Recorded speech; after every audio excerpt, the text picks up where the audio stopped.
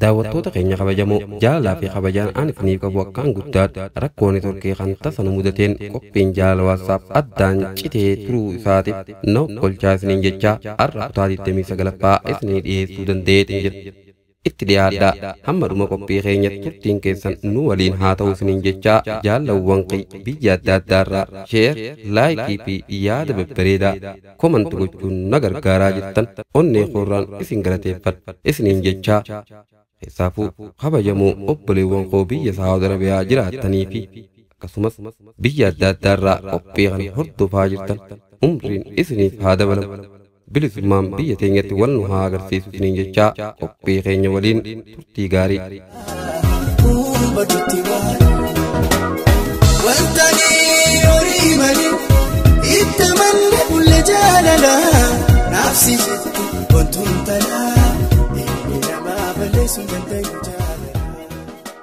Leello qaadhimaan buunaa dhufuu dhageessee turtus dhaquun xiqqoo keessa ishiitti ulfaattee osoon dhaqin bubbultee osoo ishiin akkam jettee akka dheeydu mala baafataa jirtu.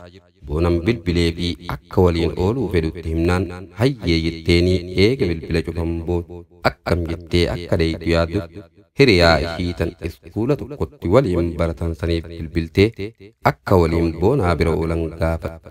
Hayyee waliin jaanii booda akka wal argan beellamatanii gargar bahan.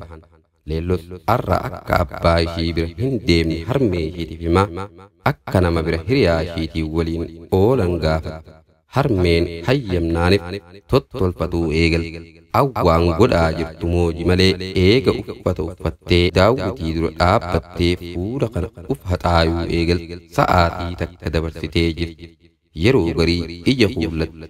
Yeroo garii hidhii huullatte. Jabu tolfatte. Inumaa huulin hidhii gubbaa dibattu gosa hedduudha. Garii ni caccallee. Garii bifa piink akka daa'imanditti keessaa waan iftu qabdu taate. Inumaa fuula ishii kanarra wanni ishiin dibatte osoo katabamee kitaaba tokko ni guutu. Leello yeroo baay'ee hoggaa manaa baatu shittoo hin dibattu. Har'a shittoo obboleessi biyya alarraa fideef takka dibatteetti huccuu bifa diimtuu qabdu takka jalaan kophee ija dardaramee qaaboo jirtu bifa adii qabdu takka itti tuutee borsaa xiqqaa bareedaatu fannifattee manzaraa yeroo takka takka uffattu tokko mataa gubbatti tuutee harmee ishiitiin nagaatte ole harmee jechaa hoggaa gabbaatu harmeen ishii iji jala ergite. Leellu matiyya moosila jennaan harmee anu jechaa harmee ishii ol millannaan ijuma namaa sirraa haa qabu deemna gahannaaf gale jechaa qajeelchiti. Leellos hiriyaa ishiiti bilbilaa gama mana boonaa deemuuf hoggaa ishiin dhap jechaa deemtu luhuma miila ishii kana duubaa achi ilaaleetiin jaalaltirraa naqaba. Uf jajjabeessituun bira dabre malee lubbuun tiyya qabinaan jechaatu. Aboo diimattee akkam ja'a abbaan aliyyii fannisii ganamaan hulaa dura taa'ee ilkaan waakkatu millatee maal gaafattare barna furtee yaa abbaa aliyyii duraamoo dhiitana guddaan na dhukkuba eegam fuudhe kana inumaa dawanaaf ta'e fuuni kuni galanni kee hammana jaamee katilmaamuu miti je'ee abbaa aliyyii galateeffataa silaa akkamittiin fayyine boo halkanirraa ispoortii dalagaa jirtaami jechaa fannisitti qoosa ija banaa godhuudhaaf hulaa dura haxaayata. Fannisis aruusni dheerate habaadiyyaa kun hifisee jira fakkaata.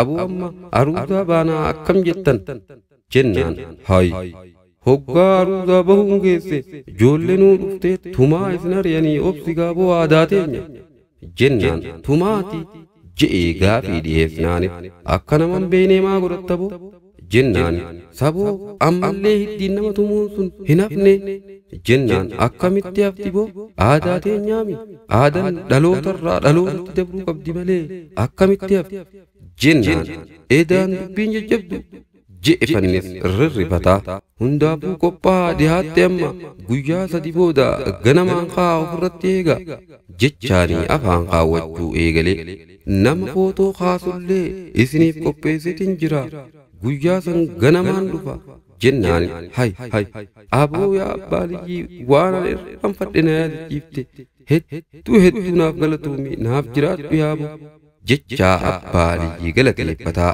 gara manaa ol seene. Saahiban boonaa warreen akka boonan fuudhe dhagahanii bira hin dhufinilleen baay'een guyyaa har'aa mana boonaa dhufanii dubraa dardaraan cabala fuudhanii hoflaa wal boharsaa jiran. Warri waa fiffidatee dhufes waan fidatan gabbiinaa naqaniit barcaa eegalanii manni aruustotaa ufiifuu hamirqaanaa jiru fakkaata. Namoota achi keessa jiru maal gaafattare? Kashtiinis boonaadhaaf gabbiinaa seentee boonarra ciisaa boonaa itti ho'ee jaappoonidhaan taa'ufan oma boonaatan harka ishee irra ooftu waan irratti argatte ishumaa beeka malee yeroo garii ol jettee danfa fuula boonarraa haxaayaa dardara waan gabbiinaa naqu dhabeetan taa'ee wal bohartu hinaafisaa osoo qoflanii taphatan. Ijoolleen lamaan takka dhuftee hulaa dhudhuunan seenaa je'anii boonaa fi kashtii lafaa ol ka'anii keessummaa simatuuf dhadhaabbatan. Leelloo fi hiriyaa kashtii turan.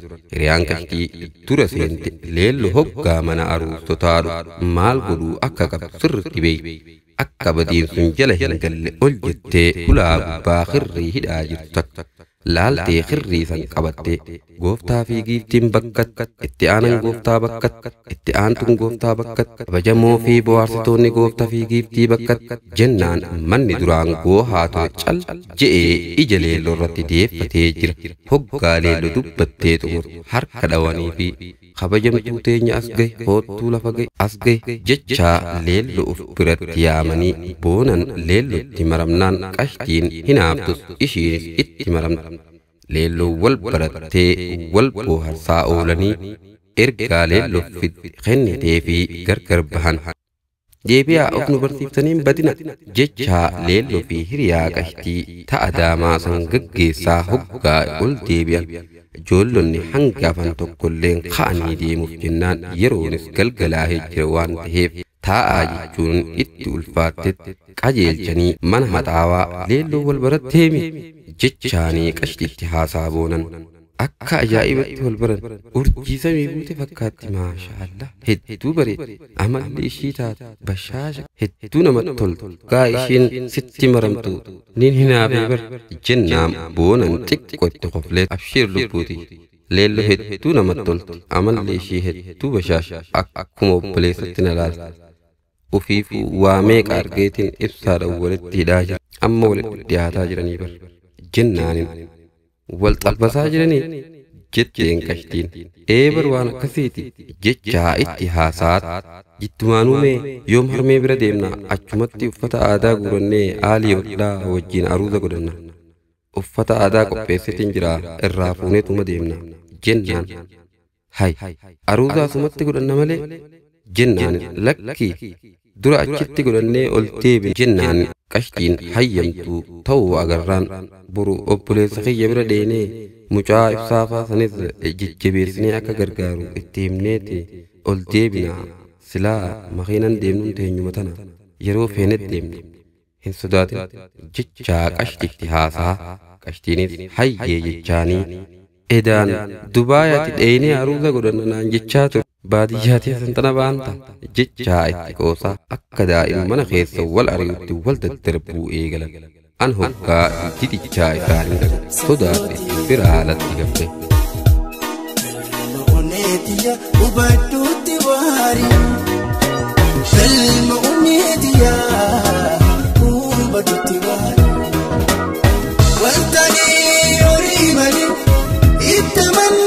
Jaalala nafsi jettu wantuun talaa inni namaa balleessuun dandayu jaalala waltanii horii malee itti amanne bulle jaalala nafsi jettu wantuun talaa inni namaa fattaaluun dandayu jaalala.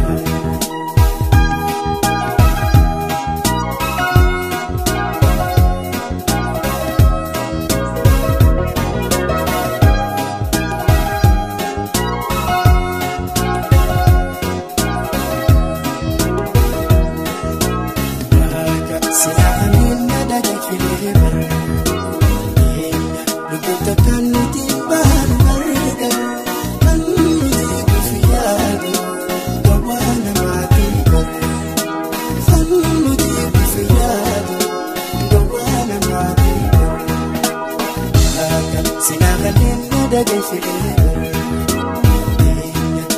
takkaan nuti baanu gargaara kan nuti bifiyaatu gawaa namaati kan nuti bifiyaatu gawaa namaati.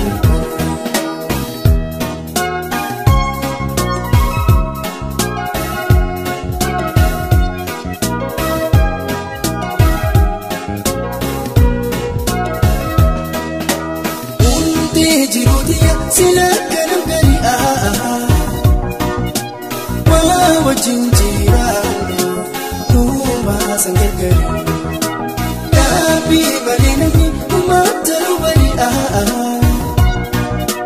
naafsi addaan baasu hin danda'u jiru alatti teellate uumaan kaarte ture jaatti jettee nama keenyaa cuufa guurri.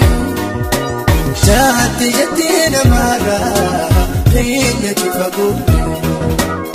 Waltanii horii malee itti manne bulla jaalalaa naafsi jettu wantoota dhaa ilmi namaa balleessu danda'u jaalala.